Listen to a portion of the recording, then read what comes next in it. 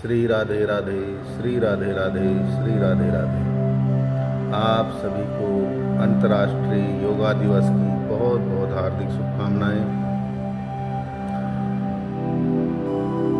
आज हम जानेंगे योग क्या है।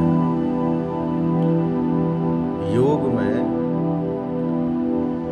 क्रिया योग, कर्म योग, ज्ञान योग, सहज योग, समाधि योग, इन सब में जो सबसे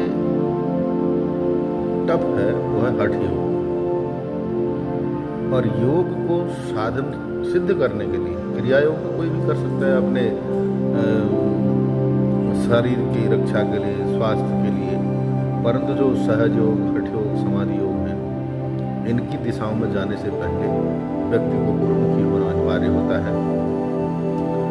और जब व्यक्ति गुरुमुखी होता है तभी योग सिद्ध भी होता है। कहते हैं सध जाए तो योग, न सधे तो महारोग। मैं आज आपको यौगिक सृष्टि के बारे में बताऊंगा कि योग की दृष्टि से सृष्टि क्या है। आइए शिवानंद स्वामी जी के कुछ शब्दों के साथ प्रवेश करते हैं अंतर्राष्ट्रीय योग दिवस के अंदर। ओम भ्रकुटी महल चढ़ देख पियारे, जागे जोत अपारा।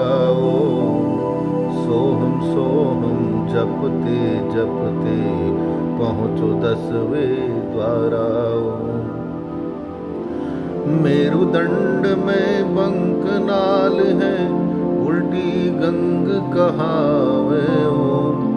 उसी गंग में सुन लो प्यारे, जो कोई घुस के नहावे।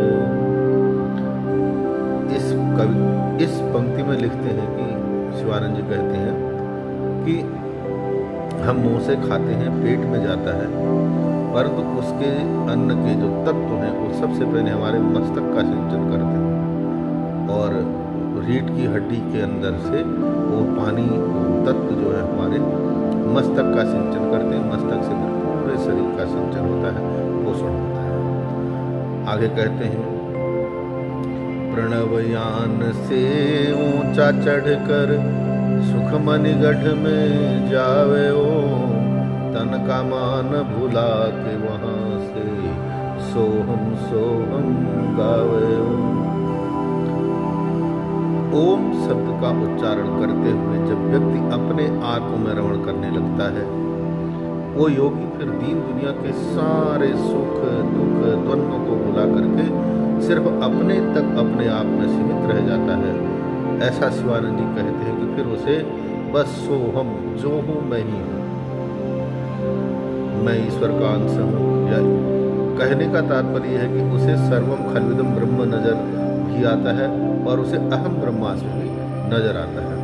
ये कहने अब फिर कहते हैं कि आगे वहां से ऊंचा बेहद ऊंचा ब्रह्म शिखर में जावे। ओम ध्वनि से चढ़ते चढ़ते निश्चल घुमरी पावे। हम जितनी श्वासें अपनी इस संसार में बोलने में, लेने में, छोड़ने में व्यतीत करते हैं, वो श्वासों का हमारे पास एक खजाना है। और जितना हम श्वासों को खर्च करते रहते हैं उतनी हमारी उम्र कम होती जाती है। इसलिए योग में सबसे पहले अपनी श्वास को रोकना ही सिखाया गया हुआ है।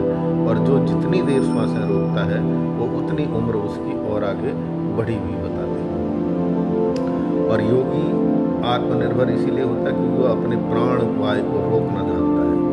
और जिसने प्राण वायु को रोकना सीख लिया वो दूसरे का भविष्य अपने अंतर्मन के सारे दृश्यों को देखने लग जाता है।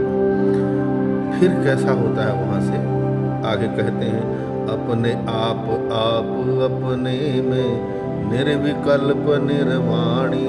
ओम शिवानंद गुरु केवल चेतन, निजानंद आनंदी। ओम निजानंद आनंदी। ओम। अब ये चीजें हैं क्या? षट चक्र बताते हैं कैसे। सबसे पहले मूलाधार चक्र, जो गुदा से 4.5 अंगुल ऊपर है, उसका रंग लाल है। उसमें धर्म अर्थ काम मोक्ष रूपी 4 पंखुड़ियां हैं। और मेरुदंड में स्थित है और क्लीम शब्द का उच्चारण करने से इसमें ये जगता है और इसमें ब्रह्म ग्रंथि पड़ी रहती है। उसके बाद दूसरा है स्वादिष्ठान। जो स्वादिष्ठान चक्र है वो उपस्थ में है, उसका रंग पीला है, उसकी 6 पंखुड़ियां हैं, मेरुदंड में स्थिति है और ह्रीम शब्द का उच्चारण करने से वो खुलता है और ब्रह्म ग्रंथि इसमें भी लगी हुई है। तीसरा चक्र है मणिपूरक, जो नाभि में रहता है, उसका रंग नीला है, उसमें 10 पंखुड़ियां हैं। यही 10 प्राण पूरे शरीर को संचालित करते हैं। आगे 10 प्राणों के बारे में भी बताऊंगा मैं। और मेरुदंड में स्थिति है उसकी और ह्रीम शब्द के द्वारा ये खुलता है और ब्रह्म ग्रंथि इसकी ग्रंथि है। चौथा है अनाहत चक्र, जो हमारे हृदय में रहता है और हृदय में रहने के कारण अब हृदय जिसका खुल गया तो उसके पास कुछ भी पाना बाकी नहीं रह जाता है। इसकी स्थिति हृदय में बताई गई हुई है।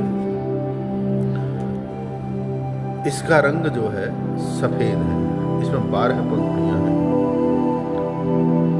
मेरुदंड में ही इसकी स्थिति है और इसको खोलने के लिए ओम हंसोहम ये जपना पड़ता है और भगवान विष्णु इसके देवता है।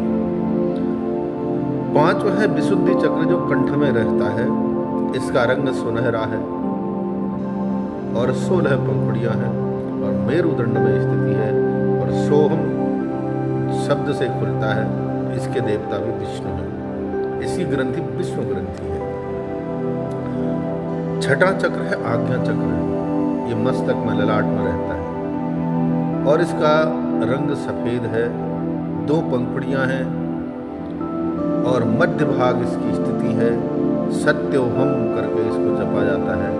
सत्योहम जपने से इसकी ग्रंथि खुलती है और भगवान रुद्र इसके देवता है। उसके बाद जो 7वां चक्र है वो सहस्रसार है। इसी को ब्रह्मरंध्र भी कहते हैं या मस्तक ललाट के मध्य में इसकी स्थिति रहती है और इसकी अनेक पंखुड़ियां हैं। पंखुड़ियां मतलब यही संपूर्ण शरीर और ब्रह्मांड को जानने की जनाने की सारी प्रक्रिया करता है। असंख्य पंखुड़ियां हैं इसकी और रंग भी इसके अनेक प्रकार के हैं और भूमध्य भाग इसका रहने स्थान है। ओम शब्द जपने से इसकी ग्रंथि खुलती है और भगवान रुद्र ही इसके देवता है। हमारे हाथ में जो नसें हैं, जहाँ से वैद्य जो है नाड़ी चेक करता है, वहाँ पर 3 नाड़ियाँ हैं, इडा, पिंगला और सुषुम्ना। इन 3 नाड़ियों में से एक नाड़ी को अंगूठे के बाएं हाथ के अंगूठे से दबा करके हल्का और पद्मासन लगा करके समाधि में बैठ करके जब आप ओम का उच्चारण करते हुए उस नाड़ी की धड़कनों को अपने कानों से सुनने लगेंगे, यहाँ से हमारा योग प्रारंभ होता है। तो धीरे धीरे जब वो नाड़ियाँ काम करने लगेगी, योग सिद्ध होने लगेगा, तो आपके अंदर अनेक प्रकार के जीव जंतु और ब्रह्मांड की आवाज़ें आने लगेगी, सुनाई देने लगेगी। कैसे? पहले नाद सुने दो ऐसा, चिड़ी चकेला बोले जैसा, एक ही बार कहे यो चिन्ह, दूजी बार कहे चिन चिन्ह, क्षुद्र घंटी ज्यों तीजी जानो, चौथी नाद शंख पहचानो, 5वीं नाद ज्यों बीन गरजे, 6वीं उपज ताल ज्यों बरजे, 7वीं नाद मुरलिया ऐसी, 8वीं उठे पखावन जैसी, 9वीं नभीरी नाद सुनावे, 10वें सिंह गरज उपजावे। जब 10वीं आवाज़ सुनाई देती है तो शेर की जैसी दाढ़ हमारे शरीर के अंदर से आने लगती है और यहीं से आप हर व्यक्ति के मन के भाव पढ़ सकते हैं, ब्रह्मांड की गति को जान सकते हैं। और जिसने ये 10वीं आवाज़ सुन ली उसका 10वां दरवाज़ा खुल जाता है, वो अपने आप मृत्यु पर भी अपनी इच्छा के अनुसार विजय प्राप्त कर लेता है। 9 तजी 10वें सूहित लावे, अनाहद सुने अनहद हो जावे। यहाँ आने के बाद फिर हद नहीं रहती, वो अनहद में जाकर के जब मर्जी छोटा हो जाए, जब मर्जी बड़ा हो जाए, जब मर्जी उड़ सके, जब मर्जी चल सके, जैसा चाहे वैसा जीव का रूप बना लेता है। ये हमारे योग की सृष्टि का खंड है। आज के लिए इतना ही है, ये पहला भाग है। इसके आगे का भाग मैं कल आपको सुनाऊंगा। अगर आपको ये योग के विषय में अच्छा लगा हो तो तो आप मुझे बताएं और इसे आगे भी शेयर करें और मेरे चैनल को सब्सक्राइब भी करें। और अगला जो भाग 2 है वो मैं कल आपको इसी श्रृंखला में वीडियो के साथ सुनाऊंगा। पुनः आपको अंतर्राष्ट्रीय योग दिवस की ढेर सारी शुभकामनाएं। भगवान से प्रार्थना करता हूँ स्वस्थ रहें, निरोगी रहें और मस्त रहें। जय श्री राम।